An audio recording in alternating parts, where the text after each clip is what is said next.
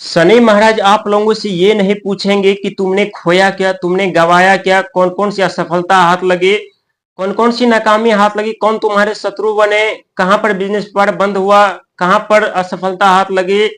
बल्कि ये पूछेंगे कि तुम्हें चाहिए क्या और तुम प्राप्त क्या करना चाहते हो और तुम इतने संकट समस्या से क्यों घिरे हुए हो। क्योंकि जो शनि और राहु को समझ लेते हैं वो व्यक्ति अपने जीवन में राजाओं की तरह जीवन जीते हैं। मान सम्मान सुख धन वैभव की कमी नहीं होती, अपने जीवन में अनेकों सुख सुविधा साधन प्राप्त करते हैं। लेकिन सुख सुविधा साधन प्राप्त करने से पहले शनि और राहु व्यक्ति के जीवन में वो प्रलय आरंभ कर देते हैं, जिस प्रलय को देख करके बहुत ऐसे व्यक्ति हैं जो डर जाते हैं, सहम जाते हैं और घबरा जाते हैं और कहते हैं शनि महाराज कर्म के फलदाता होते हैं। व्यक्ति चाहे कितने भी धनवान क्यों न हो, कितने भी शक्तिशाली क्यों न हो, कितने भी रईस क्यों न हो, कितने भी ज्ञानी क्यों न हो, यदि उनके ऊपर भी शनि के साढ़े साती आरंभ हो जाते हैं तो दूसरे चरण में उन्हें भी परिस्थितियों के सामने घुटने टेकने पर मजबूर और विवश होना पड़ता है। लेकिन शनि जब भी किसी भी व्यक्ति के ऊपर अपनी दृष्टि डालते तो उस व्यक्ति के जीवन में पहले प्रलय, ये सत्य है कि लाते हैं, लेकिन प्रलय ला करके जो सीख सिखाते हैं शनि, जो दुनिया से अलग व्यक्ति को कर देते हैं, जो उस भीड़ से अलग कर देते हैं, ताकि व्यक्ति खुद को पहचान सके, खुद को परख सके, अपनी ऊर्जा को जान सके, अपने आप से मिल सके, अपने उद्देश्य अपने लक्ष्य को प्राप्त कर सके। क्योंकि ईश्वर जितने भी व्यक्ति हैं सबको यदि इस धरती पे भेजा है तो हर एक व्यक्ति का अपना अपना लक्ष्य होता है, अपना अपना उद्देश्य होता है। लेकिन बहुत ऐसे व्यक्ति हैं जो मोह माया में फंस करके खुद को ही भूल जाते हैं, अपने उद्देश्य को भूल जाते हैं, अपने लक्ष्य को भूल जाते हैं और व्यक्ति हमेशा उस सुख धन वैभव के बारे में चिंतित रहते हैं जो उनके लिए दुखदायी होता है। लेकिन उस सुख धन वैभव के बारे में कभी नहीं सोचते जो शनि और राहु देने वाले होते हैं, प्रदान करने वाले होते हैं। क्योंकि शनि महाराज जब भी किसी व्यक्ति के ऊपर उनकी दृष्टि पड़ती है, अपनी दृष्टि डालते हैं तो व्यक्ति का शुद्धिकरण पहले करते हैं, जहां उनके विचार को पहले शुद्धिकरण करते हैं, इसके बाद व्यक्ति के व्यक्तित्व को शुद्धिकरण करते हैं, व्यक्ति के चरित्र को शुद्धिकरण करते हैं, व्यक्ति के बिजनेस व्यापार को शुद्धिकरण करते हैं, व्यक्ति के जीवन में जो उनके सफलता कामयाबी के जो रहस्य होते हैं, जो राज होते हैं, उन्हें शुद्धिकरण करते हैं। ठीक उसी प्रकार शनि के साढ़े साथी के दूसरे चरण में आप लोगों के साथ शनि महाराज कर चुके हैं। प्रिय कुंभ राशि की तरफ से आशा करता हूं अच्छे होंगे, स्वस्थ होंगे। लेकिन आप लोग अपने जीवन में हमेशा सफलताओं के बारे में सोचते हैं, कामयाबी के बारे में सोचते हैं, तरक्की के बारे में सोचते हैं, लेकिन आप लोग ये तो सत्य है कि परिस्थितियों का सामना करके आगे बढ़ने वाले होते हैं। लेकिन जब जब आप लोग अपने जीवन में कोई बड़ी सपना देखते हैं या कहीं से कोई उम्मीद लगा करके बैठते हैं या कहीं से आप ये सोचते हैं कि हमें मदद मिलेगा, तो ये सोच आप लोगों के लिए गलत हो जाती है और ऐसा कहना गलत नहीं होगा। क्योंकि आज की जानकारी आप लोगों के लिए बहुत महत्वपूर्ण होने वाली है, खास करके बिजनेस व्यापार को लेकर के, नौकरी को लेकर के, शिक्षा संतान को लेकर के। शनि के साढ़े साथी के तीसरे चरण से आप लोग गुजर रहे हैं। शनि महाराज आपके धन के घर पर विराजमान है, वहीं राहु महाराज आपके लगन घर पे, केतु महाराज आपके सातवें घर पर, जो कि आपके सातवें घर के स्वामी स्वयं भगवान सूर्य होते हैं। विदेश से धन लाभ, रिश्ता, साझेदारी, व्यापार सब भगवान सूर्य की कृपा से आप लोग प्राप्त करते हैं। वहीं पंचम घर पे देव बृहस्पति मार्गीय अवस्था में चल रहे हैं। बिजनेस पर, कैरियर, शिक्षा, संतान के कारक माने जाते हैं। पंचम घर के जो स्वामी होते हैं आप लोगों की यानी बुध महाराज की कृपा से जो आप लोगों ने शनि के साढ़े साथी में जो दर्द सहा है, जहां रातों रात बिजनेस डूब गए, रातों रात लाखों करोड़ों का नुकसान उठाना पड़ा है, रातों रात अपने छूट गए, रातों रात बिजनेस व्यापार, कैरियर, तरक्की सब जल करके राख हो गए, ये सत्य है।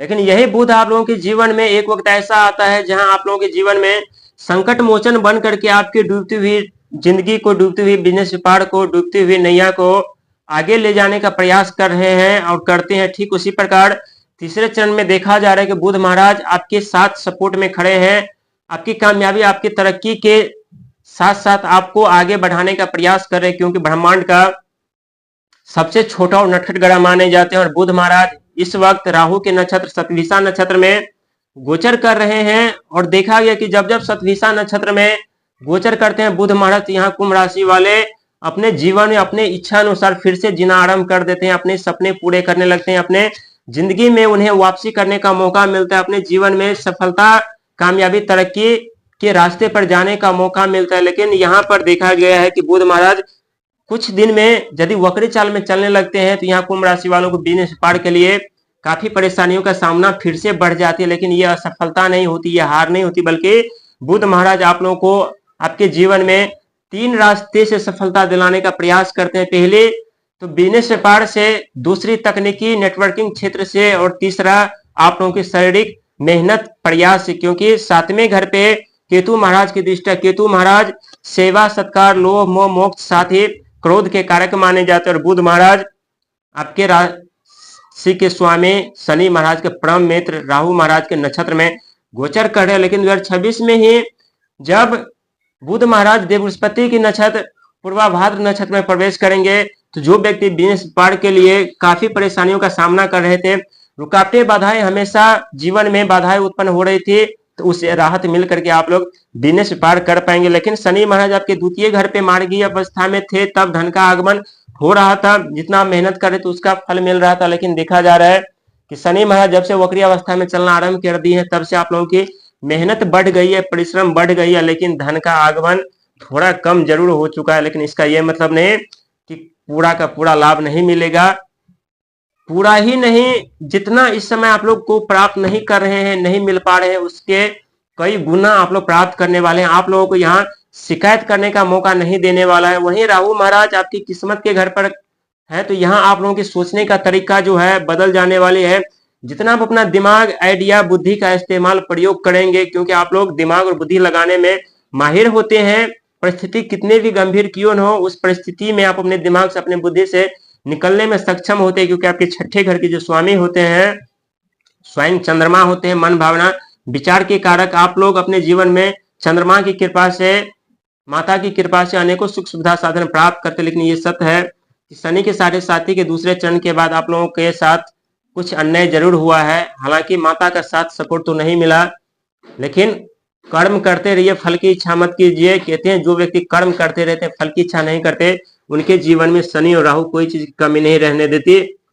लेकिन संघर्ष, मेहनत करवाते हैं, जीवन में परिवर्तन दिलाते हैं। लेकिन कहते हैं कुंभ राशि वाले व्यक्ति जो होते हैं अपने जीवन में सफलता, कामयाबी, तरक्की अधिक प्राप्त तो करते हैं, लेकिन जब सफलता, तरक्की, कामयाबी पास होते तो शायद अनेकों रिश्ते नहीं होते हैं। ये भी सत्य है, कड़वी है, लेकिन यकीन करना पड़ेगा। क्योंकि जब तक यकीन नहीं करेंगे, विश्वास नहीं करेंगे, तब तक सफलता और कामयाबी जीवन में नहीं पाएंगे। ये सत्य है कि आप लोगों ने बहुत बलिदान दिया है शनि के साढ़े साथी में, लेकिन आपका बलिदान व्यर्थ नहीं जाने वाला है। ईश्वर पे विश्वास रखिए, खुद पे विश्वास रखिए।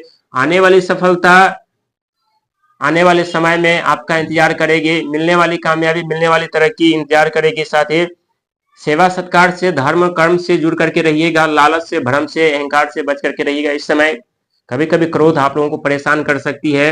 राहु महाराज आपके लगन घर में है, और कहते हैं राहु का जो प्रभाव होता है हमारे मस्तिष्क पर होता है, हमारे सोच, हमारे विचार राहु होते हैं, हमारा कर्म, हमारा धर्म, हमारा संघर्ष, हमारा मेहनत शनि होती है। और हम पहले बता चुके, जो शनि और राहु को जो समझ लेते हैं, वो व्यक्ति अपने जीवन में सुख समृद्धि साधन पाए बिना नहीं रहते, पा करके रहते, अपने जीवन में अनेकों कामयाबी, तरक्की के रास्ते खोल लेते हैं।